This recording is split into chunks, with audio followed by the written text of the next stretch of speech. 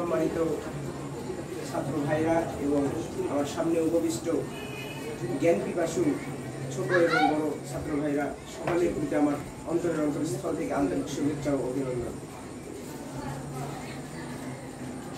আমার আজকের এই অনুষ্ঠানের বিষয় উপস্থিত বক্তব্য, এখান থেকে আমি ভাগ্য নির্ধারণের মাধ্যমে একটি বিষয় পেয়েছি। এই বিষয়ে আমি খুশি, আলহামদুলিল্লাহ। তো আমার উক্ত বিষয়টি হচ্ছে আল্লাহর উপরে ভরসা। আল্লাহর উপরে ভরসা করা আমাদের একান্ত জরুরি। যদি কোনো ব্যক্তি আমল করতে চায়, যদি কোনো ব্যক্তি আল্লাহর উপরে ঈমান আনতে চায়, তাহলে তাকে প্রথম কাজ হবে আল্লাহর উপরে ভরসা করা। অর্থাৎ একজন মুমিনের প্রধান বৈশিষ্ট্য আল্লাহর উপরে ভরসা করা। আল্লাহ রাব্বুল আলামিন কোরআনুল কারীমে বলেছেন, হাসবুনাল্লাহু ওয়া নি'মাল ওয়াকিল, যে তোমরা আল্লাহর উপরে ভরসা করো। হাসবুনাল্লাহ, তোমরা উত্তম আমল করো, ওয়া নি'মাল ওয়াকিল, এবং আল্লাহর উপরে ভরসা করো। এ সম্পর্কে কোরআনুল কারীমে আল্লাহ রাব্বুল আলামিন বলেছেন, ইন্নামাল মুমিনুনা আল্লাযীনা ইযা যুকিরাল্লাহু ওয়াজিলাত কুলুবুহুম ওয়া ইযা তুলিয়াত আলাইহিম আয়াতুহু যাদাতুহুম ঈমানান ওয়া আলা রাব্বিহিম ইয়াতাওয়াক্কালুন। আল্লাহ রাব্বুল আলামিন বলেছেন, মুমিনুনা আল্লাযীনা ইযা যুকিরাল্লাহু ওয়াজিলাত কুলুবুহুম ওয়া ইযা তুলিয়াত আলাইহিম আয়াতুহু যাদাতুহুম ঈমানান ওয়া আলা রাব্বিহিম ইয়াতাওয়াক্কালুন। আল্লাহ রাব্বুল আলামিন বলেছেন, ইন্নামাল মুমিনুন, অন্তর কম্পিত হয় আল্লাহর সঙ্গে, ওয়া ইযা তুলিয়াত আলাইহিম আয়াতুহু যাদাতুহুম ঈমানা, এবং তাদের সামনে যদি আমার আয়াত পাঠ করা হয়, আয়াত তেলাওয়াত করা হয়, তাহলে তাদের ঈমান বৃদ্ধি পায়। তাদের হৃদয় কম্পিত হয়, তাহলে তারা আল্লাহর উপরে ভীত সন্ত্রস্ত হয়, এবং তাদের সামনে যদি কোরআন কারীম থেকে কোনো আয়াত তেলাওয়াত করা হয় বা কোনো সূরা তেলাওয়াত করা হয়, তাহলে তাদের ঈমান বৃদ্ধি হয় এবং তারা সদা সর্বদা সবকিছুতে বিপদে আপদে আল্লাহর উপরে ভরসা করে। এ সম্পর্কে আল্লাহর রাসূল সাল্লাল্লাহু আলাইহি ওয়াসাল্লাম হাদিসের মধ্যে বলেছেন যে, আনাস রাদিয়াল্লাহু আনহু হতে বর্ণিত, তিনি বলেন, আর আনাস রাদিয়াল্লাহু আনহু قال قال رسول الله صلى الله عليه وسلم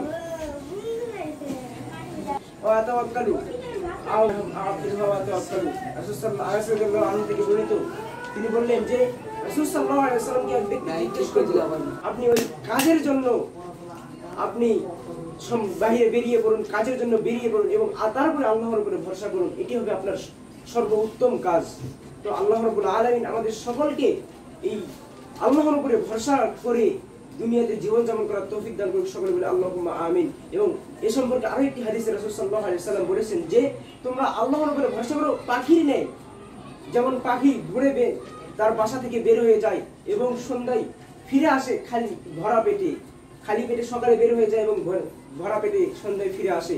সুতরাং আমরা যদি মুমিন হতে চাই, তাহলে আমাদের প্রধান কাজ হবে আল্লাহর প্রতি ঈমান আনা, এবং তারপরের কাজ হবে আমাদের বিপদে আপদে সবকিছুতে আল্লাহর উপরে ভরসা করা। আমরা বিপদের সময় হতাশ হয়ে যাই, তো আল্লাহ রাব্বুল আলামিন আমাদের সকলকে বিপদ আপদ মুসিবতে তার উপরে ভরসা করা এবং সদা সর্বদাই আল্লাহর উপরে তাওয়াক্কুল, আল্লাহর উপরে ভরসা করার তৌফিক দান করুন, সকলে বলে আল্লাহুম্মা আমিন। আসসালামু আলাইকুম ওয়া রাহমাতুল্লাহ। তোমার এর বক্তব্য কেমন হয়েছে? বক্তব্য কেমন হয়েছে? ভালো হয়েছে? শুনছো? এটা বল ধরো। শুনছো? তো এটা বল ধরো। আচ্ছা, আর কি? আর একটা বললো ঈমানের কথা বলছে, ঈমানের কথা। আচ্ছা, ঈমানের কথা বলছি। আর কি? আরেকটা মনে হয় বাংলা বললো। বাংলা বলতে পারে, সমস্যা নেই। এটা আছে তৎক্ষণিক না আসতে পারে, আরবিটা না আসতে পারে, বাংলা বলতে পারে। ওটা ভুল না।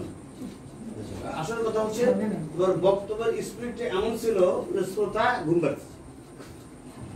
এটা ভুলের মধ্যে একটা ভুল। শ্রোতার কোনো মনোযোগ নাই বক্তার দিকে, কারণ বক্তা যে স্টাইলে বক্তব্য দিচ্ছে ওটা শোনাতে না শোনায়, তাই না?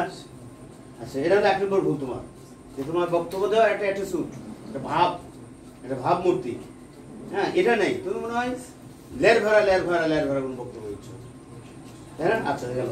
তারপরে আসে এক এক করে বলতরি ভুল আছে এখানে পুনর্মিলন অনুষ্ঠান, ইসলামী সাংস্কৃতিক অনুষ্ঠান ও পুনর্মিলন। এটা পুনর্মিলন অনুষ্ঠান আমাদের পরে হবে। প্রথম পর্যায়ে আমাদের যেটা আছে সেটা কি সাংস্কৃতিক অনুষ্ঠান, আর পুনর্মিলনটা হবে আমাদের জহরের পরে, সবাই যখন এক জায়গাতে হবে, পুরাতন নতুন করে সবাই, তাই না? সেটা হলো পুনর্মিলন।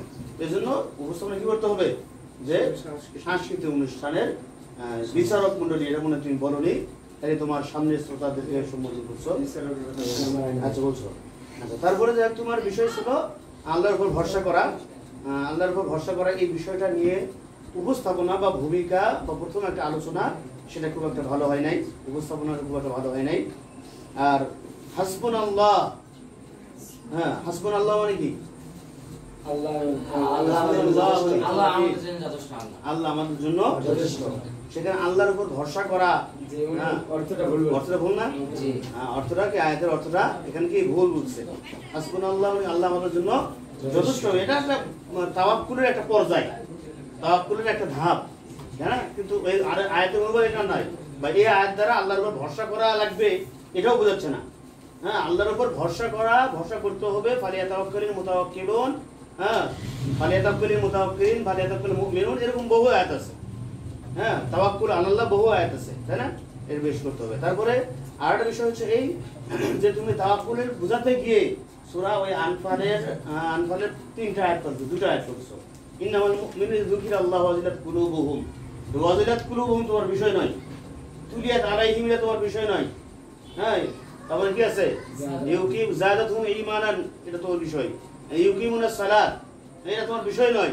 তোমার বিষয় হলো সর্বশেষের অংশটা। এরা সর্বশেষের অংশের বিষয় কি? ফালিয়াতাওয়াক্কালিল ওয়ালা রাব্বিহিম ইয়াতাওয়াক্কালুন। হ্যাঁ, ওয়ালা রাব্বিহিম শেষ হচ্ছে না? শেষের অংশটা তোমার নিয়ে আলোচনা করা লাগবে। তুমি ওই কোরআন তেলাওয়াত করবে, অন্তর কাঁপে ওঠে, এ ওঠে সে ওঠে, এলা বিষয় তোমার দেখার দরকার নেই। তুমি ওখানে বলতে পারো যে সূরা আরাফের মুমিনদের বৈশিষ্ট্য বর্ণনা করতে গিয়ে আল্লাহ সুবহানাহু ওয়া তাআলা এই গুণটা বলেন যে আল্লাহ রাব্বিহিম ইয়াতাওয়াক্কালুন, তাই না? তো এই আল্লাহর উপর ভরসা নামে একটা বই আছে, হ্যাঁ সম্ভবত এটা হাদিস ফাউন্ডেশন থেকে লেখা, আল্লাহর উপর ভরসা, ছোট্ট একটা বই, ছোট বই। এখানে একটু করলে 3 মিনিটের বক্তব্য ইজি হয়ে যাবে। যে এখানে তোমার প্রাসঙ্গিক কিছু আলোচনা, অপ্রাসঙ্গিক কিছু আলোচনা হচ্ছে, যেটা তোমার আলোচনাটা বা বক্তব্যটা খুব একটা মানসম্মত বলা যায় না। প্রতিযোগী বেশি হলে এই বক্তব্য টিকবে না, প্রতিযোগিতা কম হিসাবে যদি টিকে। আচ্ছা, তারপরে আমরা আসি